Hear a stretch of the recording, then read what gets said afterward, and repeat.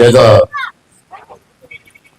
ముందుగా మీ అందరికీ నమస్కారం తెలియజేస్తూ, మరి ఈవేళ ఎన్టీ రామారావు గారు విగ్రహం ఓపెన్ చేయడం అంటే అది అదృష్టంగా మేము భావిస్తాం. నేనైతే మరీ భావిస్తాను. ఎందుకంటే నాకు ఈ రోజు ఎలా ఉన్నానంటే కారణం, రాష్ట్రంలో ఒక ఉన్నత పదవులు ఉన్నానంటే కారణం ఎన్టీ రామారావు గారు. ఇప్పుడు పొరవలు తెలియదు కానీ పెద్దలందరూ తెలుసు. ఆ రోజు నాకు 25 సంవత్సరాల వయసు. అప్పుడు ఇక్కడ నాకు పెళ్లి కూడా జరగలేదు. ఎన్టీ రామారావు గారు నాకు రమ్మని పరుగుపడి హైదరాబాద్ వెళ్ళాను. హైదరాబాద్ లో పిలిచి కూర్చోబెట్టి, సార్ రమ్మన్నారట, వచ్చారు సార్ అంటే, అప్పుడు అతను ఎవరో నాకు సినిమాల్లో చూసాను తప్పైతే డైరెక్ట్ గా అప్పుడు అతనితో మాట్లాడలేదు నేను. అదే ఫస్ట్ టైం మాట్లాడటం. లేదు బాబు తమ్ముడు, నీకు ఎమ్మెల్యే సీట్ ఇస్తారు, పోటీ చేస్తారు అడిగారు. 25 సంవత్సరాలు నాకు. సరే పోటీ చేస్తారన్నా, అది పోటీ చేయమన్నారు. ఆ రోజు పోటీ చేసే అవకాశం, రాజకీయ అనుకూల ఇచ్చే అవకాశం ఇచ్చి ఈవేళ మంత్రిగా, అనేకసారి మంత్రిగా, ఎమ్మెల్యేగా, ఈరోజు రాష్ట్రానికి సభాపతిగా ఈరోజు గౌరవంగా మనకు ఉన్నారంటే కారణం ఆ మహానుభావుడు ఎన్టీ రామారావు. మనం చాలా మంది రాజకీయ నాయకులు చూస్తాం, చాలా మంది చూసాం, పెద్ద పెద్ద లీడర్లు చూసాం. కానీ రామారావు గారి మనస్తత్వం వేరు. అంటే అతనితో దగ్గరగా పనిచేశాను నేను. 85లో మంత్రి ఇచ్చాడు. మంత్రి అంటే 15 రోజులకు ఒకసారి రామారావు గారితో కూర్చొని మీటింగ్స్ ఉంటాయి మాకు. అంత దగ్గరగా ఉండి అర్థం చేస్తే అతని స్వభావం ఉండేది. వీడు ఎవరికి లేనటువంటి ఆలోచన తగ్గిపోతున్నాయి అనిపించింది మాకు. ఒక రోజు మమ్మల్ని పిలిపించి, అప్పుడు ఇందిరాగాంధీ పరిపాలించింది. ఫస్ట్ లో ఇందిరాగాంధీ పరిపాలన ఎలాగుంటుందంటే, ఎంత నాయకులైనా ఆ కాళ్ళ దగ్గర కూర్చోవలసిందే. కుర్చీలో కూర్చుంటే ఒప్పుకుంది కాదు.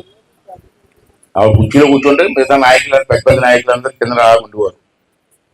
ఆ టైం అది. అటువంటి ఇందిరాగాంధీని ఎదిరించారు. ఎదిరించి పోటీ చేసి ఆ పార్టీ మీద గెలిచినట్టు వ్యక్తి రామారావు గారు.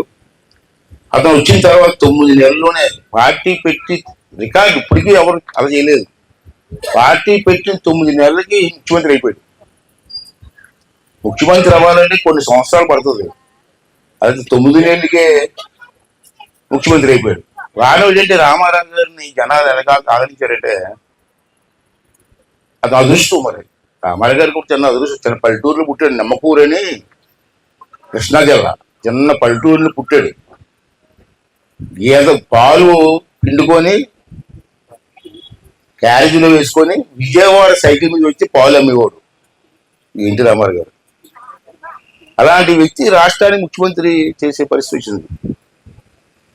అతనిలో ఉన్న స్వభావం దగ్గరగా ఉన్నాం కాబట్టి, చిన్నప్పటి నుంచి అతని దగ్గర పెరిగాను కాబట్టి, అతను రోజు అందరినీ మంత్రి పడ్డప్పుడు 85లో మంత్రి కూర్చోబెట్టి ఒకసారి రాయలసీమ వెళ్ళాడు ముఖ్యమంత్రిగా.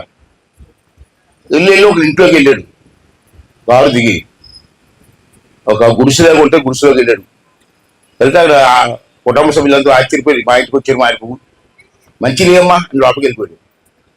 వాళ్ళతో కూర్చొని 10 నిమిషాలు మాట్లాడి, ఏం వండుకున్నావు అంటే, మధ్యాహ్నం ఏం బాబు భోజనం వండుకున్నావు అంటే, భోజనం నాకు కొంచెం పెట్టాను.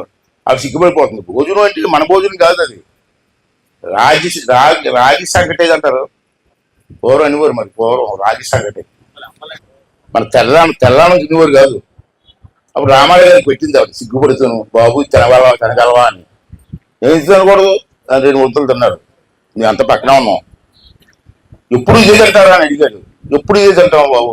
తెల్లానం తినరా అంటే, తెల్లానం వైట్ రైస్ తినరా అంటే, మాకు కష్టం, మాకు దొరకదు బాబు ఇక్కడ అన్నారు. అప్పుడు ఏం చేయాలంటే, అంటే హైదరాబాద్ వచ్చినట్టు మా బస్సు రోజు మీటింగ్ పెట్టి ₹2 కేజీ బియ్యం అన్నాడు. ₹2 కేజీ బియ్యం అన్నాడు. అప్పుడు తెలంగాణ మొత్తం అందరూ కూడా తెల్లన్నం తినడం అప్పుడు స్టార్ట్ చేశారు. అప్పుడు అక్కడ లేదు. ఎన్ని కేజీలు ఇస్తుంది మీకు? 5 కేజీలు పైసలు లేకుండా ఇస్తుంది. కేజీ రూపాయలు, 5 రూపాయలకి 5 కేజీలు ఇస్తున్నాం. అప్పుడు మనం ఎన్టీ రామారావు గారి చరిత్రలో ఆ పూర్వం చాలా మంది తెలుసు, ఈ పిల్లలు తెలియకపోతే మీకు తెలుసు, ఆడపిల్ల పుడితే ఒక తండ్రికి మగపిల్లడు ఆడపిల్ల పుడితే ఆడపిల్లని పెళ్లి చేసి పంపించేవారు. ఆ మొగుడికి ఏది కట్నం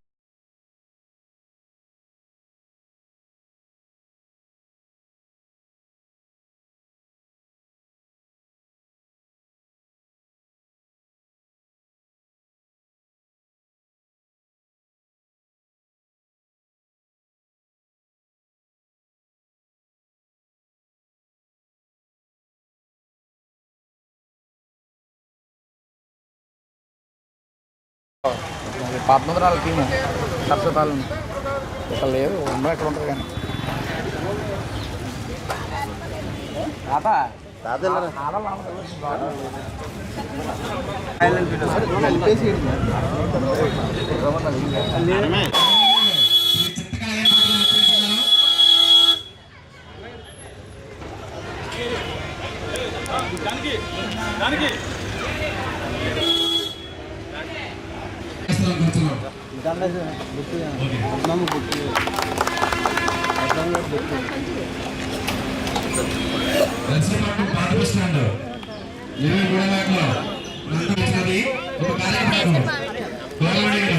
శాసనసభాపతి శ్రీ చిత్తకళ ఏర్పాట్లు చేస్తున్నారు. నందమూరి తారాబాబు అబ్బాయిలు అందరూ విచ్చేసి కార్యక్రమం జయప్రదం చేస్తారని కొంచెం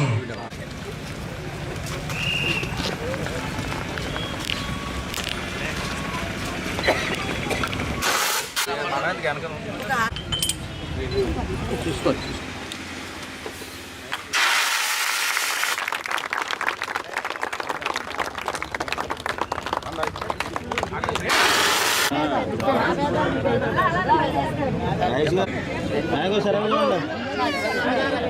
మేడం మీరు కూడా కొంచెం రావచ్చు అలా.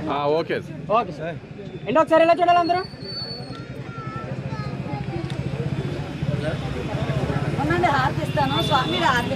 అంతేగా ముందుగా మీ అందరికీ నమస్కారం తెలియజేస్తూ, మరి ఈవేళ ఎన్టీ రామారావు గారు విగ్రహం ఓపెన్ చేయడం అంటే అది అదృష్టంగా మేము భావిస్తాం. నేనైతే మరీ భావిస్తాను.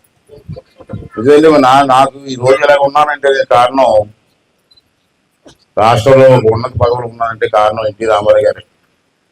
మీకు ఇప్పుడు పొలం తెలియదు కానీ పెద్దలందరూ తెలుసు. ఆ రోజు నాకు 25 సంవత్సరాల వయసు. అప్పుడు ఇక్కడ పెళ్లి కూడా జరగలేదు. ఇప్పుడు ఎన్టీ రామారావు గారు నాకు రమ్మని పలుపడి హైదరాబాద్ వెళ్ళాను. హైదరాబాద్ లో పిలిచి కూర్చోబెట్టి